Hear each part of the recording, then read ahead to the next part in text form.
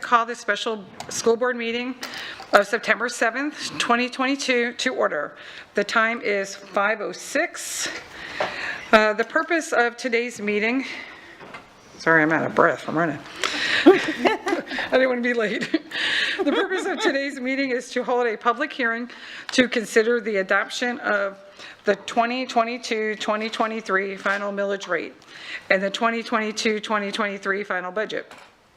At this time, we request that all cellular telephones be put in the silent mode. I would like to take this opportunity to remind the members of the public of the district vision, mission, mission, which is to ensure that each student achieves his or her highest personal potential and the district vision to be a world-class school system.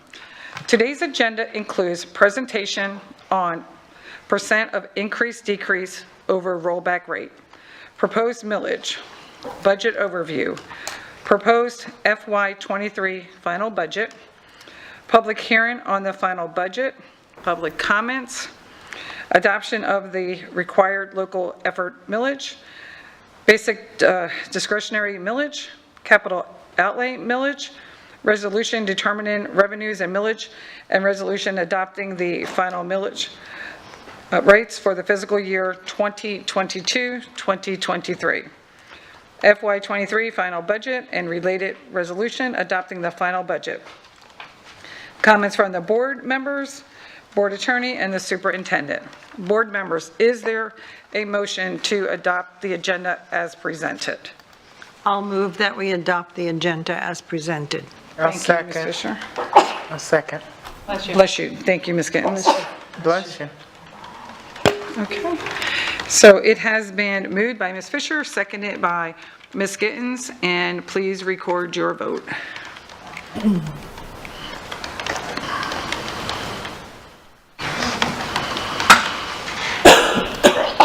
Bless you. Does everyone just take a turn? I don't sneeze once, I sneeze like several. That's the way it is. Understood. I don't.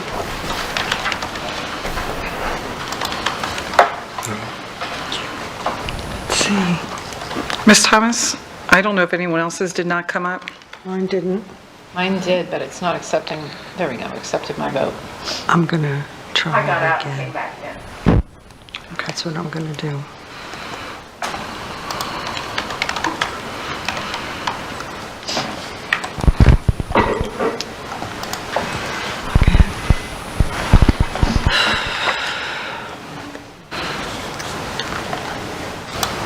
I'm logging back in because it didn't come up. Okay, thank you. I know there was problems earlier today with the internet here.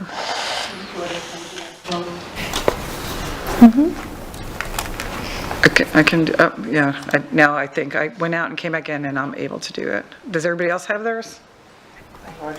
Okay, I got it. Ms. now. Fisher? Yep, I got it. In case they have questions about those, but see the stuff. Ms. Patrica? Strangely, none of, Right. there's no content in my board docs. Okay. So she'll fix that for you. And as far as moving forward though, are you able to vote though? But yeah, I mean, I've reviewed it. Okay. Thank you. 7-0, motion carries. I will now turn this meeting over to Dr. Christopher Bernier, Superintendent, Dr. Amy Desamore, Chief Financial Officer, and Ms. Kelly Letcher, Director of Budget. Dr. Bernier? Madam Chair, thank you very much. Lots of incredibly hard work in the last several months to get to this point. And I want to just thank in advance both our Chief Financial Officer, Amy Desamore, as well as Mrs. Kelly Letcher, our Director of Budget, for their work and effort. But this also represents a lot of staff that aren't sitting at the podium with them as well, who help make critical decisions in order for us to make the balanced budget a reality, which is a constitutional requirement. At this point, I'll turn it over to Dr. Desamore for additional comments.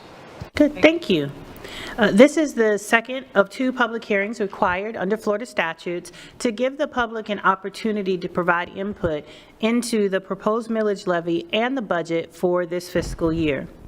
The superintendent submitted his proposed tentative budget to the board on July 22nd, and the tentative hearing was advertised in the news press on Saturday, July 23rd.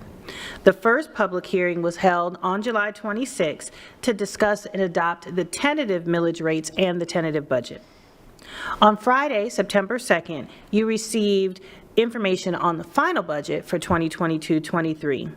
The second and final budget public hearing being held today was noticed through a direct mailing from the property appraiser's office. That mail document is known as the Truth in Millage or the TRIM notice, excuse me, and is sent as required by law. I'll now turn it over to Mrs. Letcher so she could take you through the highlights for the 2022-23 budget. Thank you. So as outlined by TRIM requirements, the first thing that we must discuss is the rollback rate. The rollback rate is the millage which, when applied to the current year's tax roll, net adjustments for new growth, would produce the same dollar as received in the previous year. The calculated rollback rate is 4.7445. This year's proposed millage rate is 5.557, and that is a 17.13% increase over the rollback rate. It represents a 0.334 decrease over last year's millage rate of 5.891. And the required local effort portion is the portion that is required that you all levy tonight in order to participate in the Florida Education Finance Program, and that represents 60% of the total millage, or 12.78% of the increase over the rollback rate. So the current year's tax roll is at $133 billion. $133,918,480,158. That represents a 27.81% increase over last year's tax roll.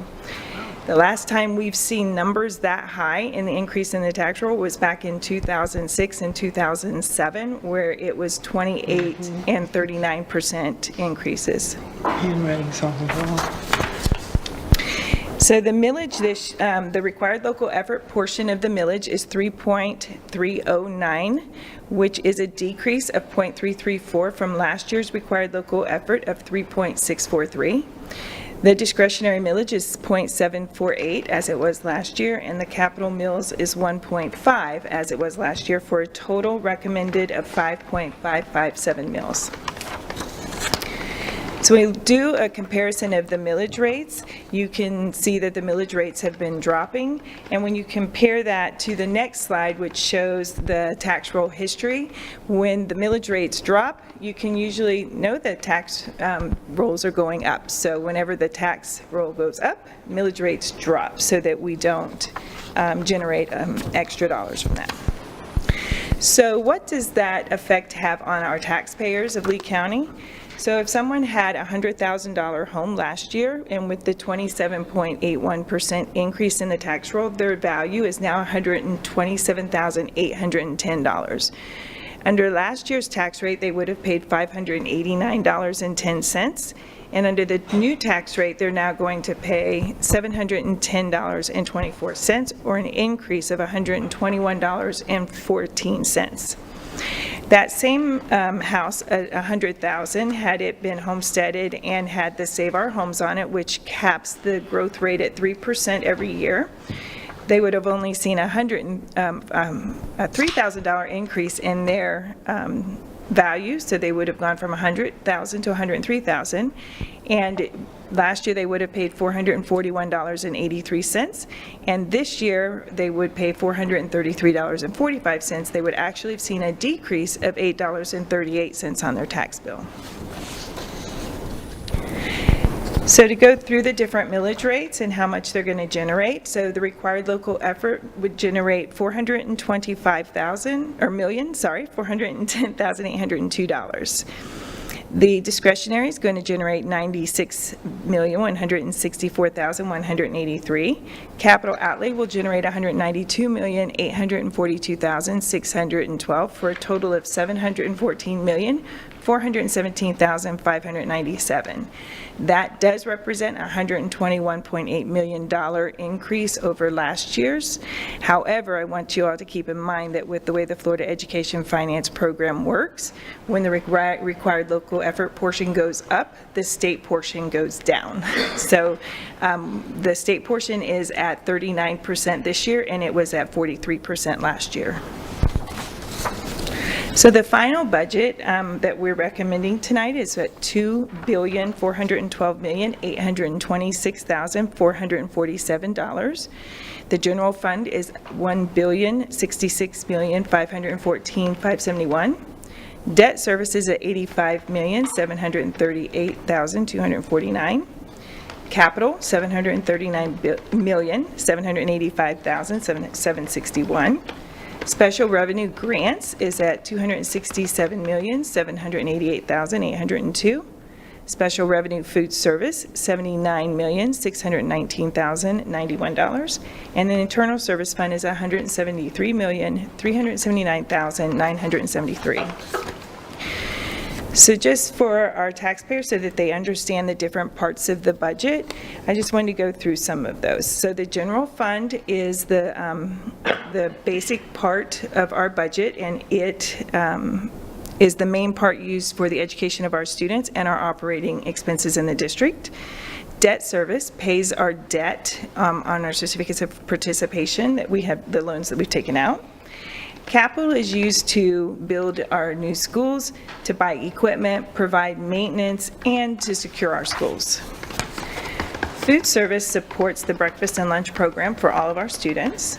Our special revenue federal funds are used, are grants that we receive from the federal government with specific purposes, and we must use those funds for those specific purposes. And the internal service funds covers the insurance cost of the district, mainly like our health insurance and our workers' comp. Now, to just touch on each one of them, our general fund is the major source of our revenue, and it funds our daily operations of the schools. It's budgeted at $1 billion, or 44% of the total budget, and that supports 99,900 students this year. The general fund provides resources to our classrooms, and we have some, this is not all of our initiatives, but some of the initiatives this year is for reading at our elementary level. We're continuing additional 30 minutes at some of our select elementary and middle schools. This year, we want to make sure that we focus on the whole child. We're looking at their mental wellness, our ELL, or English learners, students that are in need of additional interventions and supports, and trying to recapture that learning loss during the COVID timeframe. We're also focusing on our employee retention. So the Florida Education Finance Program represents $853.2 million of the total FEFP revenue. That, the base student allocation is $4,587.40. That represents a $214.49 increase over last year's BSA of $4,372.91. This represents a $70 million increase over last year. And at the tentative budget, Ms. Patrica asked a question on how much of those dollars were earmarked for specific purposes. So if we break that down, $23.4 million of that is earmarked for the Family Empowerment Scholarship Program, and we do expect that to grow again this year over last year. $8.5 million is an increase in the teacher's salary allocation. $1 million of that will go to our charter schools, and our district will have $7.5 million to provide to our teachers. Approximately $4 million of that is for the new requirement of the $15 an hour minimum rate. The $6.6 million is in for the increase in the Florida retirement rate. We have a growth of 246.4 students projected this year, so that's going to be about $11.5 million. And there's another $5.5 million in categoricals that are for specific purposes that can be only used for those purposes. So after you take all of those out, there's about $10.5 million left that we can do the other things that need to be done in the district for it. This is going to provide about $8,540 per FTE, and as I stated before, the state funding portion is 39% or $332 million. So when you look at the total operating, not just the FEFP, the breakdown is that 62.73% of that is from local dollars. 36.74% are from state dollars, and 0.53% is from federal dollars. So where do these dollars go? 71% of those dollars go directly back to the school or for instruction of students. We have 4% in contingency and reserves, 5% in support services, 13% for operations and maintenance, and 6% for student transportation. So our contingencies, with like any good district would, you would have some money set aside for contingency and reserves in case something happens. So the contingency, the required amount from the state is 3%, and that represents $26.7 million, which is set aside for contingency. We also have $14.6 million set aside for other things that may occur during the year so that we don't have to go into the classroom and make any adjustments in the classroom. So some money is set aside for reductions for state revenues as they come through, and if there's reductions. I do want to point out that we have seen our first reduction already in a proration of $1.2 million. They haven't even done the first student count, and we've already had to give back $1.2 million. During the year, there's adjustments based on needs at the schools. There's things that come up and the schools need additional resources, and so we have funds set aside so that we can provide those resources to the schools that need them. And we also have money set aside for the school voucher increase that we're sure will be coming to us. So food service is the next one, and it is $79.6 million of the total budget, or 3.3%. It includes breakfast and lunch for every one of our students at no cost to parents. We are, again, in the community eligibility program for FY23 for all of our schools. Special revenue, this is our federal grants. It encompasses grants like Title I and IDEA. It's budgeted currently at $267.8 million, or 11% of the budget. Our ESSER grant, our ESSER funds are also in here, which is one of the reasons that it is so high this year. And this will continue to increase throughout the year as we receive additional grant dollars. Our capital funds are at $739.8 million, or 30.7% of the total budget. The main source of funding is from our local property taxes and sales tax. We also have seen an increase in impact fees because of the increased construction that's been happening, so we have seen an increase in impact fees as well.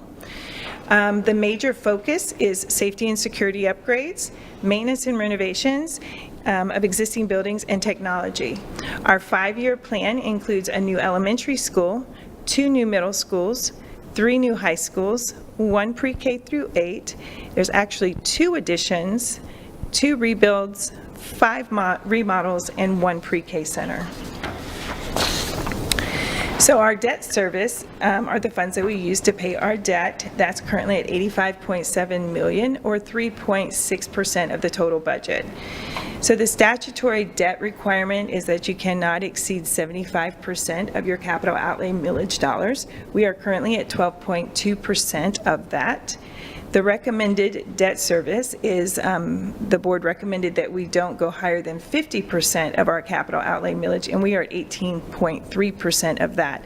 And I just want to point out those numbers represent only the portion being paid from capital outlay millage. It does not reflect the portion being paid out of sales tax or any other funding source. So this budget supports 118 schools, over 99,900 students. It supports the initiatives from the state. It supports the district's vision and mission. It's centered on students and staff safety, student achievement, and our Envision 2030. Our mission is to ensure that each student reaches his or her highest personal potential, and we respectfully submit this budget in support of our mission, the students and employees of the Lee County School District, and the citizens of Lee County. We're asking that tonight you adopt all proposed millages for the 22-23 final budget, that you adopt the final budget for the 22-23 fiscal year, and you adopt all resolutions related to the millages and the budget. At this point, I'll turn it over to the superintendent. The board. Goes back to the chair. Right, I got it. Thank you very much, really appreciate all of this. At this time, the next item on the agenda is public hearing. We will now recess this special school board meeting and open the public hearing to consider the adoption of the final proposal, proposed millage rates and the final budget for 2023. Dr. Bernier, please continue by stating your recommendations. I have several recommendations. Recommendation number 1, I recommend that the Lee County School Board adopt the 2022-2023 final proposed required local millage of 3.309 mils with a proposed amount to be raised of $425,410,802. The RLE millage includes basic RLE of 3.304 and a prior period adjustment millage of 0.005. Recommendation 2, I recommend that the Lee County School Board adopt the 2022-2023 final proposed discretionary millage of 0.748 mils with a proposed amount to be raised of $96,164,183. Recommendation 3, I recommend that Lee County School Board adopt the 2022-2023 final proposed capital outlay millage of 1.500 with a proposed amount to be raised of $192,842,612. The total millage will equal 5.57 mils with the total amount to be raised of $714,417,597. Total millage rate to be levied is more than the rollback rate. It is an increase of the rollback rate of 17.13%. Recommendation 4, I recommend that the Lee County School Board adopt the resolution determining revenues and millages levied and the resolution adopting the final millage rates for the fiscal year of 2022-2023. Recommendation 5, I recommend that the Lee County School Board adopt the final budget and related resolution adopting the final budget for the 2022-2023 school year as follows. Number 1, general operating in the amount of $1,066,514,571. Number 2, the special revenue budget in the amount of $347,407,893. Number 3, the debt service budget in the amount of $85,738,249. Number 4, the capital outlay budget in the amount of $739,785,761. 5, the internal service budget in the amount of $173,379,973. That creates a total final budget of $2,412,826,447. Thank you. At this time, the public will be invited to speak on these 5 items. The time allowed for comments is 3 minutes per speaker. Is there anyone that would like to address the board? Please step forward and state your name, please. Thank you. Tara Jenner. I would just like some clarification, if I may, on this 99,900 students that are being projected compared to like the 85,000 that were mentioned just last week. It just seems as though we're looking at a totally huge different number of students. Just kind of curious about that. And also just kind of want to mention the fact that given the fact that there seems to have been, I think it was less than 6 months ago, a $1.9 billion budget for this district. Now we're looking at a $2.4 billion budget. I would like to think that hopefully that means that the half-cent sales tax won't even be discussed from now on out, and we won't be revisiting that in the future. If I had half the money that you guys have designated per students for my homeschool students when I was bringing 2 of them up on my own, we could have traveled around the world a couple of times and done a whole bunch of fun things. So I'm just pointing that out as a commentary. I'm just kind of curious specifically where this 99,900 projected students is coming from in relationship to what we actually have in the schools. Thank you. Thank you. Is there anyone else that would like to speak on any of these items?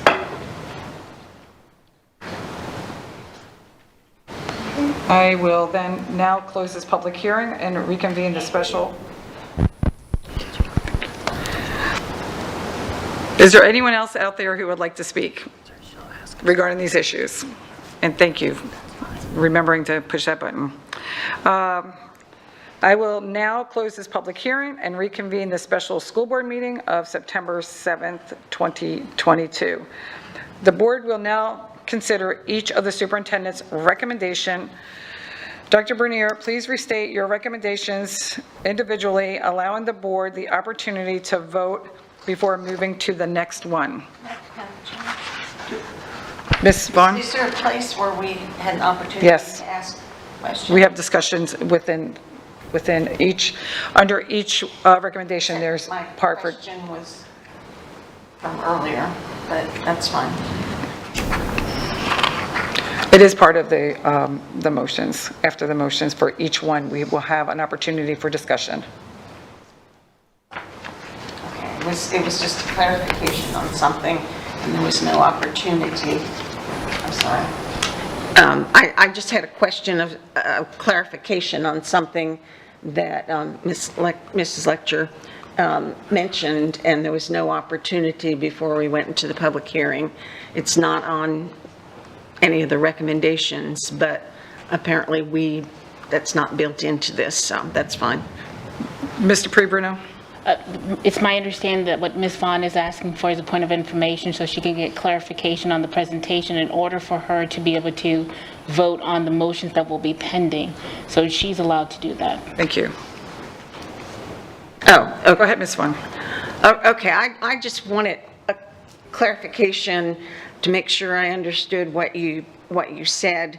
You said there was an increase in the impact fees, and it was my understanding that's because of more development. In other words, just to put it on the record, there was no increase in the percentage that was granted to the school district from the Board of County Commissioners. Is my understanding correct? You are correct. It had to do with the amount of growth and not the increase in the amount that we're. Do you happen to know where that, I've lost track, where that stands right now? Just, it's okay if you don't, but at the percentage? Yes, I believe the collection rate is 52.5% at this point, but I'll double check that and then make sure to email back if that is not the right percentage, but. Okay, and pretty sure that's it. For the most part, I wanted to make sure I understood it correctly, and I wanted to actually put it on the record for everyone who only heard perhaps the part that there was an increase in impact fees, that it was not from the generosity of the Board of County Commissioners. Thank you. Thank you, Ms. Vaughn, for that clarification. And I'm going to, Ms. Patrica had a question, and then Ms. Gittens. So I have 3 or 4 questions. The first is, how much did you say the increase in the hourly was? 128 million-ish? And the total millages, it's 121.8 million. 21 million. And then you went on to say that the state amount last year was 43%, and this year it's 39%? Correct. What is that amount in dollars, please? Give me 1 second. Thank This you. year, it's 332 million for the state portion. Give me a second here. Do you have last year's final bill? She's asking through FY2022.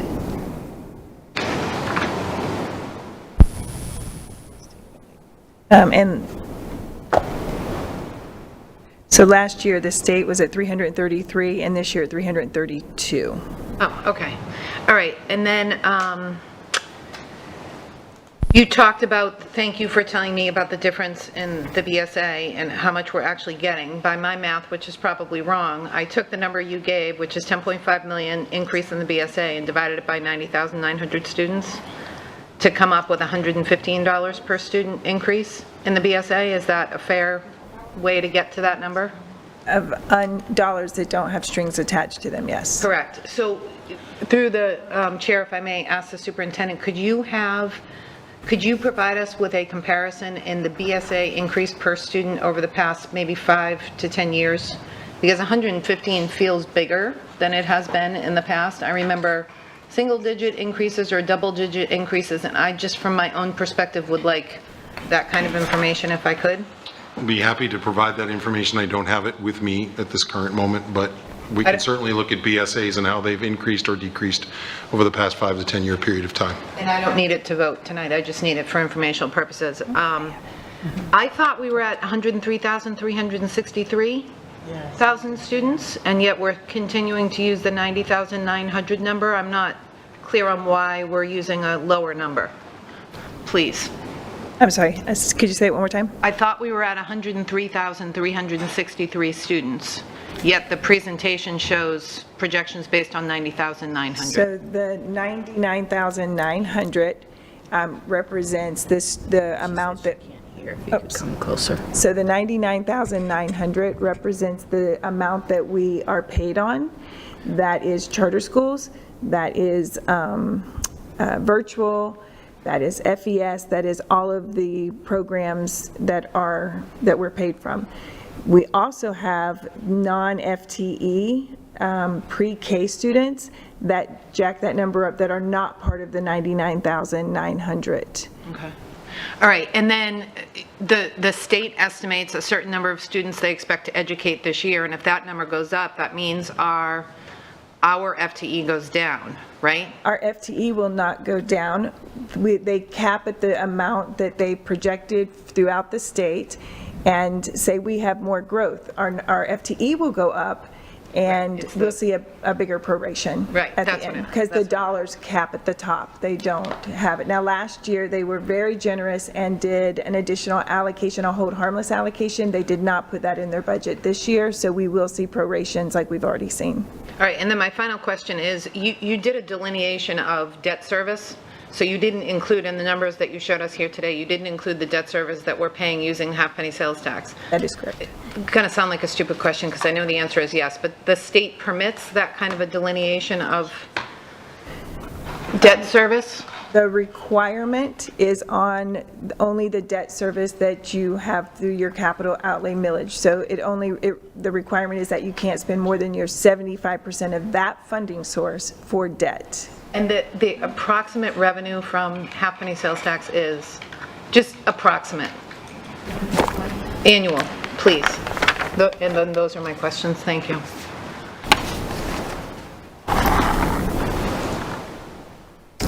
This year, we're estimating 108 million.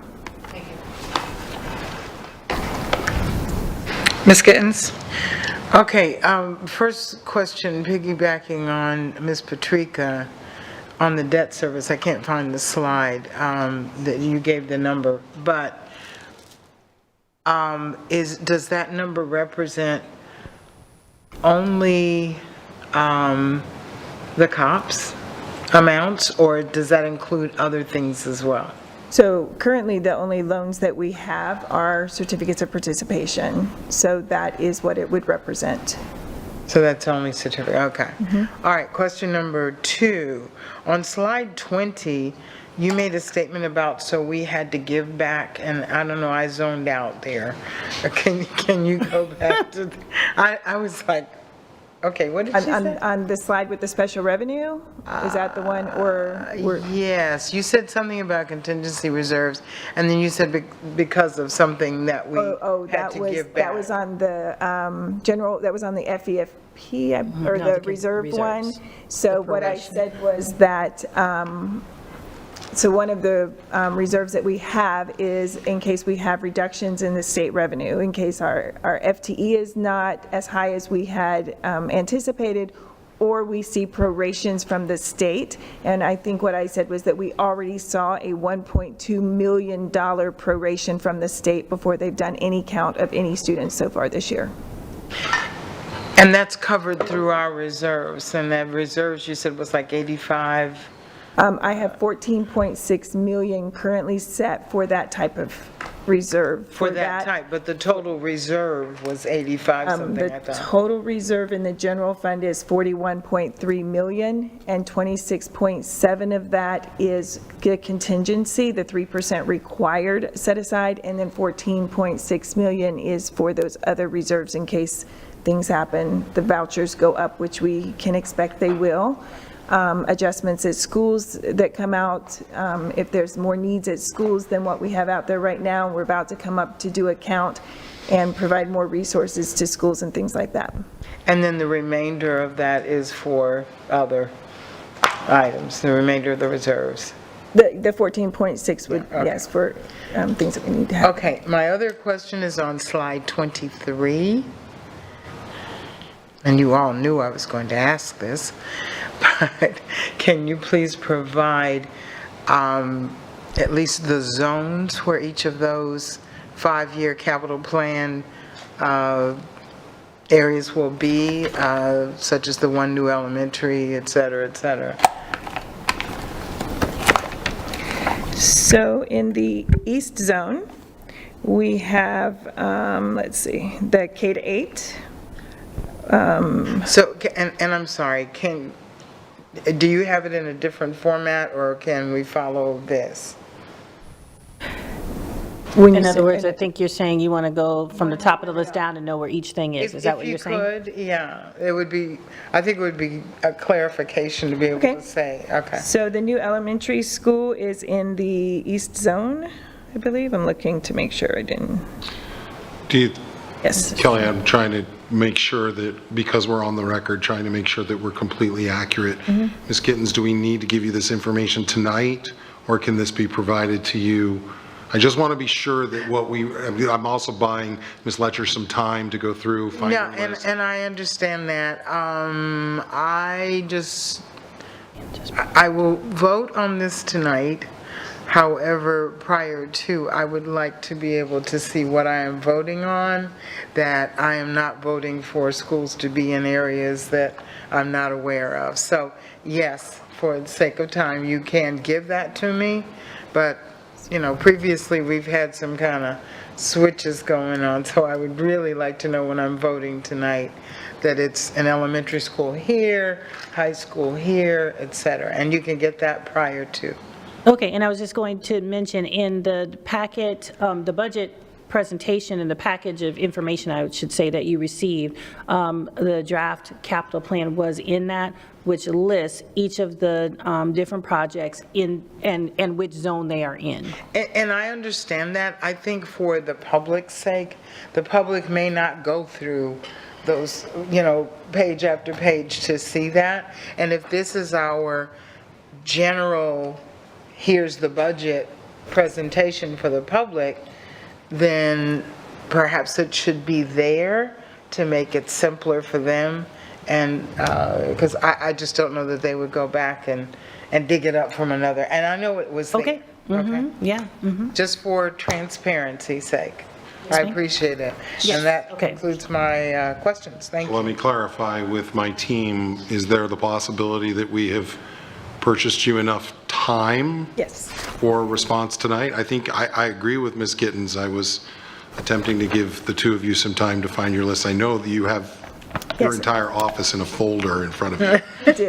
I can make it real simple. In the West Zone, there's one high school and one addition that we're doing.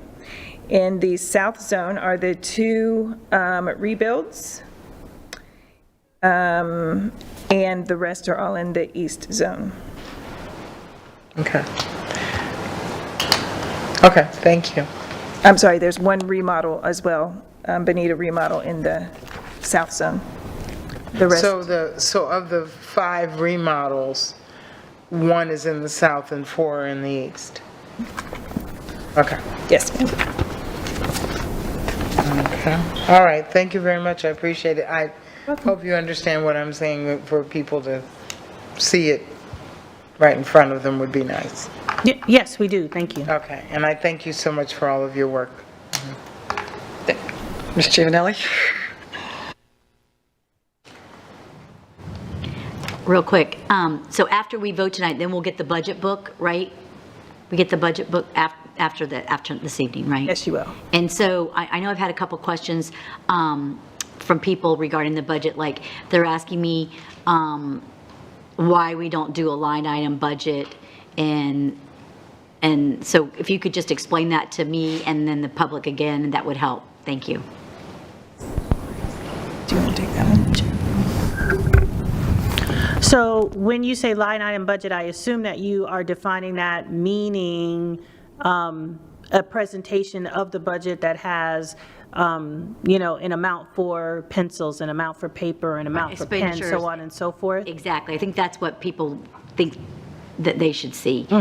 Thank you. Well, and we do have, for purposes of presentation to the public and also for the approval of each of the budgets, we combine those things. It is a large budget. There's a lot going on inside of each fund, and as a breakdown of that inside of every location. So we just try to package up the information in a way that we think is most expedient for people to understand.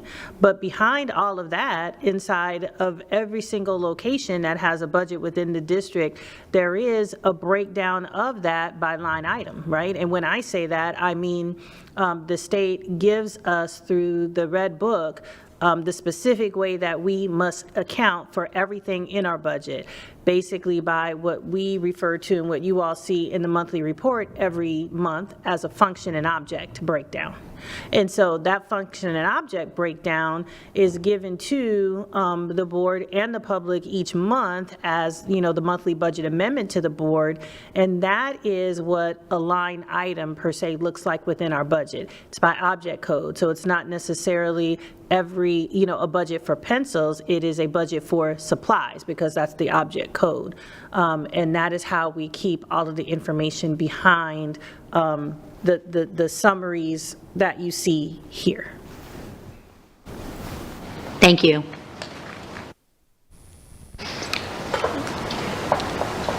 Ms. Fisher?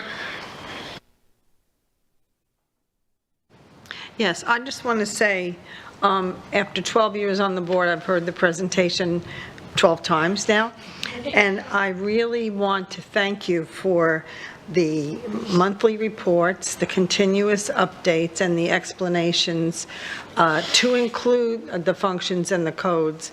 And so I think if we look back at all of our information, we really do have all of that. And we can find the line item issues, but it is a massive budget, and fortunately for us, continuing to grow as we continue to grow. Thank you. Thank you, Ms. Fisher. Moving along, I know we're running out of time here. Dr. Bernier, would you go ahead and present your recommendations one at a time, please? Yes, Madam Chair. Recommendation number 1, I recommend that the Lee County School Board adopt the 2022-2023 final proposed required local effort millage of 3.309 mils with a proposed amount to be raised of $425,410,802. The RLE millage includes the basic RLE of 3.304 and a prior period adjustment millage of 0.005. Thank you. Board members, you have heard the superintendent's recommendation. Is there a motion to approve? Ms. Morgan? I move we approve the superintendent's recommendation to adopt the required local effort millage. Thank you. May I have a second? I'll second. Thank you, Ms. Vaughn. It was moved by Ms. Morgan and seconded by Ms. Vaughn. Any discussion? Please record your vote, and it will be on the machine.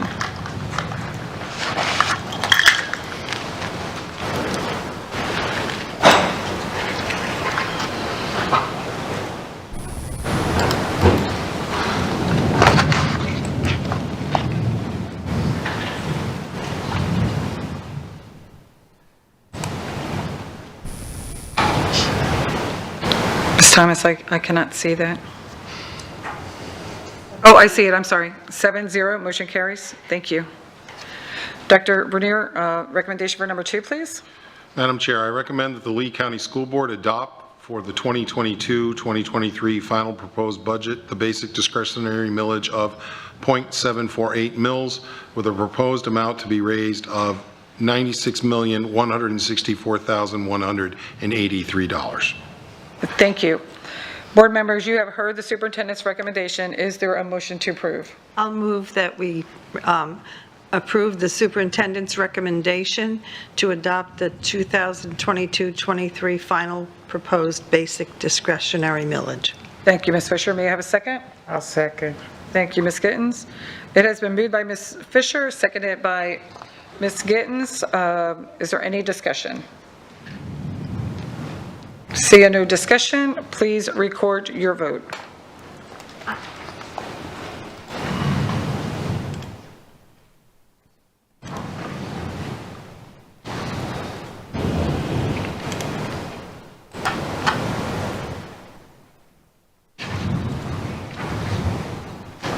Okay, 7-0, motion carries. Dr. Bernier, number 3, please.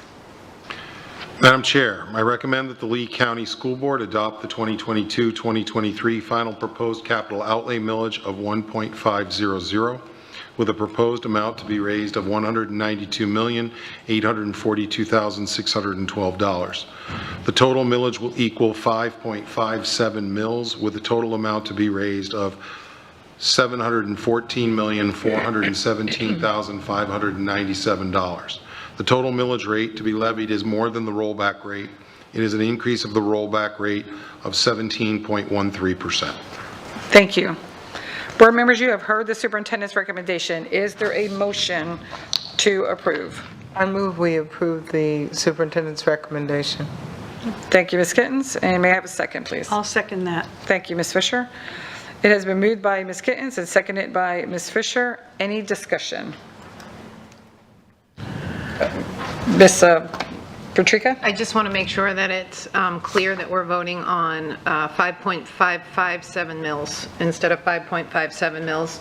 Not trying to correct you, I just for the record, since the motion was stated to adopt your recommendation, I wanted it on the record that we're adopting 5.557 mils. Thank you. If I misspoke, you're correct. The total millage will equal 5.557 mils with the total amount to be raised of $714,417,597. Thank you. That's it. Thank you. Is there any other? Need to amend, No, it's, but my motion was on, Mr. Bruno, do we need to amend this? He just made the correction. I think Ms. Patrica basically made the correction in terms of the number, and then I think he just misspoke. Misspoke, It correct. doesn't, it's not a new motion, he just It's the misspoke. same motion, just a, okay, thank you. okay. So seeing no other discussion, please record your vote.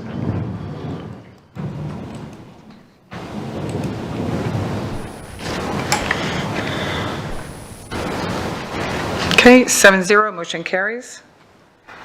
Dr. Bernier, recommendation for number 4, please. Madam Chair, I recommend that the Lee County School Board adopt the resolution determining revenues and millages levied and the resolution adopting the final millage rates for the fiscal year 2022-2023. Thank you. Board members, you have heard the superintendent's recommendation. Is there a motion to approve? Ms. Morgan? I move we approve the superintendent's recommendation to adopt the resolution determining revenues and millages levied and the resolution adopting the final millage rates for the fiscal year 2022-2023. Thank you. May I have a second? I'll second that. Thank you, Ms. Fisher. It has been moved by Ms. Morgan and seconded by Ms. Fisher. Any discussion? Seeing no discussion, please record your vote.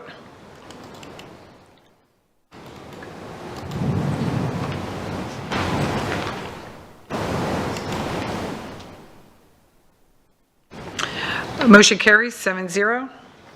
Dr. Bernier, please read your recommendation for number 5, please. Madam Chair, I recommend that the Lee County School Board adopt the final budget and related resolution adopting the final budget for the 2022-2023 school years as follows. 1. General operating in the amount of $1,066,514,571. Number 2, special revenue budget in the amount of $347,407,893. Number 3, debt service budget in the amount of $85,738,249. Number 4, capital outlay budget in the amount of $739,785,761. Number 5, internal service budget in the amount of $173,379,973. That creates a total final budget of $2,412,826,447. Thank you, Dr. Bernier. Board members, you have heard the superintendent's recommendation. Is there a motion to approve? I move we, oh, sorry. Go ahead, Ms. Gittens. I move we approve the superintendent's motion for budget. Okay, may I have a second? I'll second that. Thank you, Ms. Fisher. It was moved by Ms. Gittens, seconded by Ms. Fisher. Is there any discussion? Seeing no discussion, please record your vote.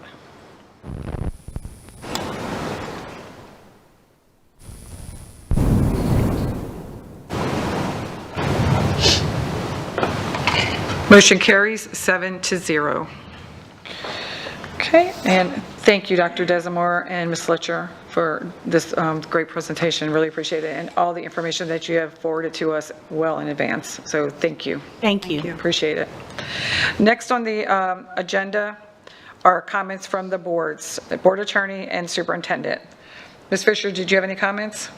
I have no comments at this time. Okay. Ms. Giovanelli? I have none. Ms. Patrico? No, thank you. Ms. Gittens? No, thank you. Ms. Vaughn? I have none, thank you. Ms. Morgan? I have none. I have none. Ms. Dupree Bruno? I have none, thank you. Thank you. And Dr. Bernier? None at this time. Thank you, Madam Chair. Thank you. At this point, having no further business to come before this body and seeing no objection, this meeting is adjourned. Our next meeting will begin in 1 minute. 1 minute. I'm going to say in 5 minutes because we have a band here and I believe that we need to give them the opportunity to participate and to get everybody else ready for the next turnaround. So